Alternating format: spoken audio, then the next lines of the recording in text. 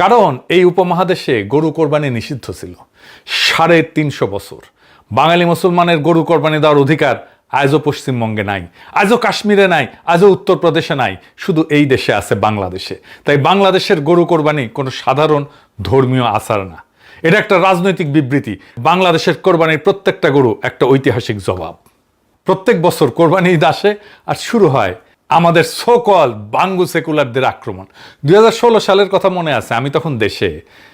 কোরবানির পরপর বৃষ্টি হইল, প্রচুর বৃষ্টি। ঢাকায় তো মাশাআল্লাহ রাস্তায় পানি জমার জন্য বৃষ্টি হইতে হয় না, মেঘ করলেই রাস্তায় পানি জমা যায়।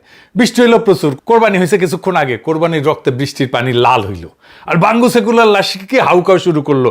সারা দুনিয়ায় পত্রিকায় আসলো সেই খবর, বিবিসি, গার্ডিয়ান, ঢাকা ট্রিবিউন, সবাই শুরু হইলো ফটোশপ কইরা ছবি ছড়ানো। তার সাথে চিৎকার শুরু হইলো ইন্ডিয়ান মিডিয়ার, পরিবেশ গেল অস্বাস্থ্যকর, আরো কত কিছু। বৃষ্টি হইলে ড্রেন আর সুয়ারেজ থেকে যে গুমুত পানির সাথে মিশে আটকায় থাকে প্রত্যেকবার বৃষ্টির পরে, আর সেই পানি মারায় মানুষকে হাঁটাচলা করতে হয়, সেটা ঠিক আছে। কোরবানির রক্ত হইলে সর্বনাশ, পশু হত্যা অমানবিক, এত রক্তপাত কেন? এই বর্বরতা বন্ধ করা উচিত। পরিবেশ দূষণ, শহরে কোরবানি নিষিদ্ধ করো, স্লটার হাউসে নিয়ে যাও, সামনে কোরবানি দিও না। আর একটা কথা তো আছেই, বনের পশু না মনের পশু কোরবানি দাও। তারা একটা কথা কখনো বলে না, প্রাণী উৎসর্গ ইসলামের একচেটিয়া বিষয় না। হিন্দু ধর্মে বৈদিক যুগে অশ্বমেধ যজ্ঞ ছিল, ঘোড়া বলি, রাজার সার্বভৌমত্ব ঘোষণার জন্য। সৎপথ ব্রাহ্মণে এর বিস্তারিত বর্ণনা আছে। সর্বশেষ অশ্বমেধ যজ্ঞ হয়েছিল ১৭৪১ সালে, জয়পুরের মহারাজা দ্বিতীয় জয় সিং পালন করছিলেন। আজও কলকাতার কালীঘাট মন্দিরে দৈনিক পাঠা বলি হয়, কালী পূজার সময় শত শত পাঠা বলি দেওয়া হয়। আসামের কামাখ্যা মন্দির হিন্দু শক্তিপীঠের অন্যতম পবিত্র মন্দির, সেখানে দুর্গাপূজার সময় মহিষ বলি দেওয়া হয় নিয়মিত। ২০১৮ সালে ৩ দিনে ১৯টা মহিষ বলি দেওয়া হয়েছে। নেপালে গাধিমাই উৎসব বলে একটা উৎসব আছে, হিন্দুদের উৎসব, বিশ্বের সর্ববৃহৎ পশু বলির অনুষ্ঠান। ২০১৪ সালে ২ লাখ পশু বলি দেওয়া হয়। ২০১৯ সালে নিষেধাজ্ঞা সত্ত্বেও হাজার হাজার মহিষ বলি দেওয়া হয়েছে গাধিমাই উৎসবে। ভারতের উড়িষ্যায় আদিবাসী সুলিয়া যাত্রায় হাইকোর্টের নিষেধাজ্ঞা অমান্য করে পশু বলি দেওয়া হয়েছে। তাদের যুক্তি, এটা তাদের ঐতিহ্যগত অধিকার। এইবার ইহুদি ধর্ম দেখেন, জেরুজালেমে দ্বিতীয় মন্দিরে দৈনিক 2টা মেষ শাবক বলি দেওয়া হইতো, সাবাতে বাড়তি বলি, উৎসবে আরো বেশি। দ্বিতীয় মন্দির ধ্বংসের আগ পর্যন্ত, মানে 70 খ্রিস্টাব্দ পর্যন্ত এই প্রথা চলছে। প্রাচীন জেরুজালেমের অর্থনীতি দাঁড়াইছিল এই বলির অর্থনীতির উপরে, কোরবানির অর্থনীতির উপরে। মানব সভ্যতার ইতিহাস পশু বলির, পশু উৎসর্গের ইতিহাস। শুধু পশু না, মানুষও বলি দিত আগে। প্রত্যেকটা ধর্ম, প্রত্যেকটা সংস্কৃতি, প্রত্যেকটা মহাদেশে উৎসর্গ ছিল। তাহলে শুধু মুসলমানের কোরবানিকে কেন আক্রমণ? কারণ আক্রমণটা পশু হত্যার বিরুদ্ধে না, এটা মুসলমানের সার্বভৌমত্বের বিরুদ্ধে। সেটা কি রকম? এইটা মুসলমানের বিরুদ্ধে সাংস্কৃতিক যুদ্ধ। সাংস্কৃতিক যুদ্ধ শুরু সবসময় অন্যের সবচেয়ে কেন্দ্রীয় সিম্বলকে আক্রমণ করে, কেন্দ্রীয় প্রতীককে আক্রমণ করে। আমরা কাকে আক্রমণ করি? রবীন্দ্রনাথ। কেন? কারণ রবীন্দ্রনাথ বাঙালি ভদ্রলোক, হিন্দু আধিপত্যের সাংস্কৃতিক চূড়া। যত প্রতিভাবানই হোক, তিনি একটা শ্রেণীর প্রতিনিধি, জমিদার শ্রেণীর। আমরা বলি রবীন্দ্রনাথ বাঙালি মুসলমানের ভাষাকে অস্বীকার করছেন, তার সাহিত্যে মুসলিম চরিত্র নাই, তিনি ঢাকাকে রাজধানী করে পৃথক প্রশাসনিক এলাকা গড়ার বিরুদ্ধে দাঁড়াইছিলেন, মানে আমাদের সার্বভৌমত্বের বিরুদ্ধে দাঁড়াইছিলেন। আমরা ফাইট করি রবীন্দ্রনাথের সাথে, কারণ রবীন্দ্রনাথকে পলিটিক্যালি পরাস্ত করতে পারলেই আমাদের সাংস্কৃতিক স্বাধীনতা, সাংস্কৃতিক মুক্তি। আমরাই কাজ করবো ইনশাল্লাহ। যাই হোক, ওরা কাকে আক্রমণ করে? গরু কোরবানিকে। কেন? কারণ গরু কোরবানি বাঙালি মুসলমানের সার্বভৌমত্বের সাংস্কৃতিক চূড়া। ঢাকার রাজপথ রক্ত, মানে বাঙালি মুসলমান এখনো স্বাধীন। সে আর হিন্দু জমিদারের প্রজা না, সে আর কলকাতার ভদ্রলোকের অধীন না। এই দৃশ্যটা ওদের সহ্য হয় না, কারণ এই দৃশ্য তাদের পরাজয়ের স্মারক। তাই বছরের পর বছর আক্রমণ, পরিবেশ দূষণ, পশু অধিকার, শহরে নিষিদ্ধ করো, স্লটার হাউসে নিয়ে যাও। স্লটার হাউস মানে কি? স্লটার হাউস মানে কোরবানি লোক চক্ষুর আড়ালে হইতে হবে, মানে রাস্তায় রক্ত না, মানে ঈদ অদৃশ্য হইয়া যাবে, কোরবানি অদৃশ্য হইয়া যাবে চোখের সামনে থেকে। বিএনপি একই ফ্যাসাং ধরিছে। দেখেন, যেখানে সেখানে আপনার কোরবানিটা দিয়েন না। কোরবানিটা এরপরে হয়তো এখন হচ্ছে না, 2-3 বছর পরে আমরা বিদেশের মতো করতে পারি, যে যেখানে সেখানে আমরা কোরবানি না দিয়ে স্লটার হাউস আমরা করে দেবো। আছে আমাদের 2টা স্লটার হাউস, এগুলো আমরা আরও বাড়ায় দিতে পারি। কারণ দেখেন, আপনার কে কীভাবে নেবেন জানি না, যখন এই যে আপনার বাড়ির সামনে রোডের মধ্যে যখন কোরবানিটা দেন, এই শিশু বাচ্চারা যখন একটা দেখে যে জীবন্ত একটা প্রাণীকে আপনি কিভাবে মারতেছেন, সাইকোলজিক্যালি কিন্তু একটা বাচ্চা নিতে পারে না। এটা দেখেছেন, স্লটার হাউসে নিয়ে যাবে, শিশুদের নাকি খুব সমস্যা হয়। বাবা, আবার দেখেন বিবিসি কি বলে, ঋণ করে নাকি কোরবানি দেওয়া উচিত না। বিবিসি তো মুক্তি হয়ে গেছে আলহামদুলিল্লাহ। ভারতে ফেস্টিভ্যাল লোন বলে একটা সম্পূর্ণ সংগঠিত আর্থিক বাজার আছে। ব্যাংক আর্থিক প্রতিষ্ঠানগুলো দেওয়ালি, পার্সোনাল লোন, দুর্গাপূজার লোন নামে পণ্য বাজারজাত করে। অর্থাৎ ঋণ করে উৎসব করা ভারতীয় হিন্দু সমাজে শুধু ব্যাপক না, বরং আর্থিক প্রতিষ্ঠানগুলো প্রাতিষ্ঠানিকভাবে উৎসাহিত করতেছে। হিন্দু ধর্মে ঋণ করে ধর্মীয় উৎসব করার শাস্ত্রীয় অবস্থান কি? হিন্দু শাস্ত্রে সামর্থ্যের মধ্যে উৎসব করার নির্দেশ আছে। সামর্থ্যের বাইরে গিয়া কোনো ধর্মে কোনো ধর্মীয় আচার করতে উৎসাহিত করে না। অর্থাৎ ধর্মীয় বিধান অনুযায়ী যদি প্রশ্ন তোলা হয়, হিন্দু ধর্মে ঋণ করে উৎসব করার বৈধতা নিয়ে প্রশ্ন করার শাস্ত্রীয় উপাদান বিদ্যমান আছে।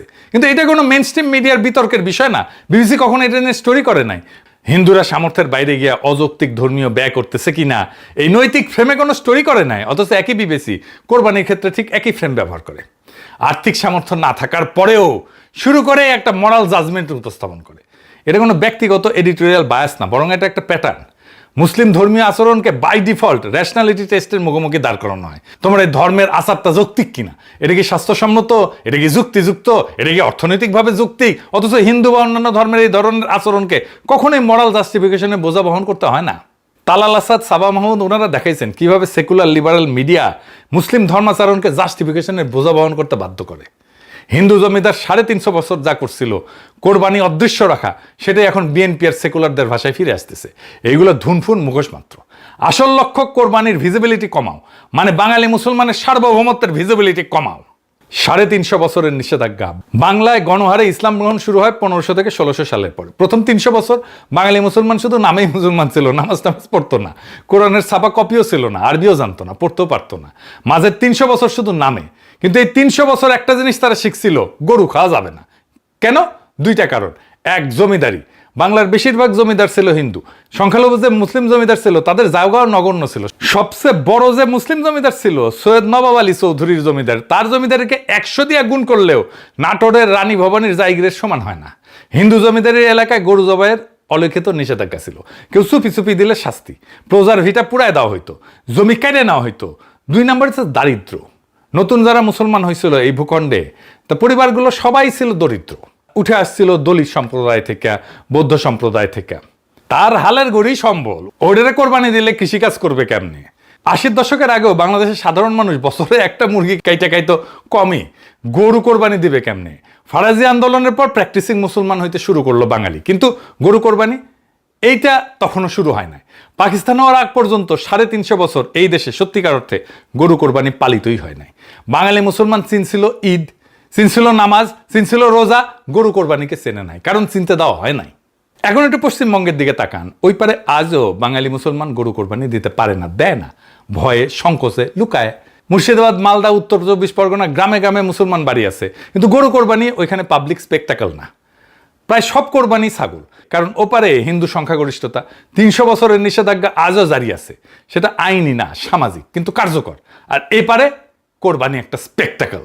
দুটেই শহর, একই বাঙালি, একই ভাষা, একই খাবার, একই কালচার, পার্থক্য একটাই, এই পারে সার্বভৌমত্ব আছে, ওই পারে নাই। বাংলাদেশের গরু কোরবানি সার্বভৌমত্বের প্রকাশ। ঢাকার প্রত্যেকটা গরু কোরবানি একটা ঐতিহাসিক জবাব। 350 বছর যে গরু আমরা কাটতে পারি নাই, আজ সেটা পারি, প্রকাশ্যে পারি, গর্বের সঙ্গে পারি। এটাই বাঙালি মুসলমানের সবচেয়ে বড় কালচারাল অ্যাচিভমেন্ট। এটাই 1947-এর সবচেয়ে বড় কংক্রিট অর্জন। ভাষা আন্দোলন, হ্যাঁ অবশ্যই বড় অর্জন। স্বাধীনতা যুদ্ধ অবশ্যই বড় অর্জন, কিন্তু এই দুইটার চাইতো পুরানো একটা যুদ্ধ ছিল বাঙালি মুসলমানের গরু কাটতে পারার যুদ্ধ। সেটা জিতলো 1947-এ। আর সে বিজয়ের উৎসব হইতেছে ঈদ উল আজহা। কিন্তু সমস্যা একটাই, জিতছিল ঠিক, কিন্তু পালন করার সামর্থ্য ছিল না। 1947 থেকে 1990 আমরা অধিকার পাইছি, সামর্থ্য নাই। 1947-এর পর আইনি বাধা গেল, জমিদারি গেল, কিন্তু সামর্থ্য আসতে আরো 50 বছর লাগলো। কারণ 550 বছর হিন্দু কায়স্থ ক্ষত্রিয়ের কাছে মার খাইছে মুসলমানেরা, 200 বছর ব্রিটিশের গোলামি করছে, তারপরে 2 যুগ পাকিস্তানি শোষণ। এই 800 বছরের ঘা এক প্রজন্মে তো শুকায় না। অর্থনৈতিক ঘা শুকাইতে আরো 20 বছর। 1990 সাল পর্যন্ত শোষিত বাঙালি গরু কোরবানি দেওয়ার সামর্থ্য অর্জন করতে পারে নাই। গরু কোরবানি ছিল শুধু ঢাকা শহরে বড় ব্যবসায়ী, আমলা, উচ্চবিত্তদের, শহরে এলিটদের জন্য। গ্রামের শরিকি বা একান্নবর্তী পদ্ধতি ছাড়া গরু কোরবানি দেওয়াই যেত না। অধিকার পাইছি, সামর্থ্য পাইনি। বিজয় পাইছি, উদযাপন করতে পারি নাই। 1990 থেকে 2018 মধ্যবিত্তের উত্থান হলো। 1990-এর পর বাংলাদেশে প্রথমবার সত্যিকারের একটা মধ্যবিত্ত শ্রেণী জন্মাইল। মধ্যবিত্ত বাড়ার সাথে সাথে গরু কোরবানিও বাড়লো। 1990 থেকে 2018, 28 বছরে এই দেশের সাধারণ মানুষ প্রথমবার গরু কোরবানি সত্যিকার অর্থে দিতে শুরু করলো। প্রথমবার 350 বছরের নিষেধাজ্ঞা বিজয় উদযাপন হইল। বিবিএস এর জরিপ বলে 2016 সালে দৈনিক মাথাপিছু মাংস খাইতাম আমরা 25.4 গ্রাম, 2022 এটা দাঁড়াইলো 40 গ্রাম, 6 বছরে প্রায় অর্ধেক বৃদ্ধি হইল। এই দেশের ইতিহাসে প্রথমবার গরু কোরবানির গণতন্ত্রায়ন হইতে শুরু করছিল। ঠিক তখনই একটা ধাক্কা আসলো, কই থেকে? দিল্লি থেকে। কিভাবে?